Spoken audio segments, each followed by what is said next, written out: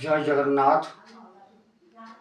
प्रिय भक्तबृंदगण, आपण को ए नूतन वर्ष रे हार्दिक अभिनंदन जनाऊँगी। आपण मानकर 2026 मसीहाटी समस्तंकर मंगल हो, जगतर कल्याण मंगल हो, जगत उद्धार हो। कहबार तात्पर्य प्रिय भक्तबृंदगण,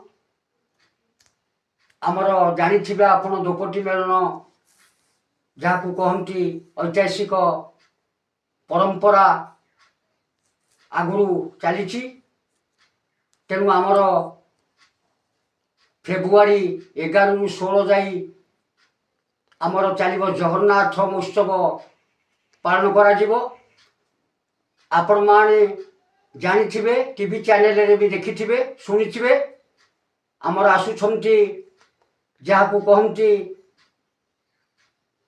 मनोज प्रधान प्रवचन देवे, ता संगे आसुछंती कुनी प्रवचन एवं प्रमोद पात्र एवं अन्य माने भी आसुछंती। 11 रु फेब्रुआरी 16 जाए प्रवचन लगी रहिबो। आपण माने विपुल संख्या रे जोग देवे एवं कलश यात्रा भी अच्छी।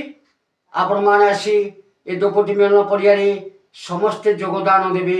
आपण मानकर नूतन वर्षटी 2026 मसीहाटी समस्तंकर मंगल हो, समस्तंकर जीवन यापन भले कटू।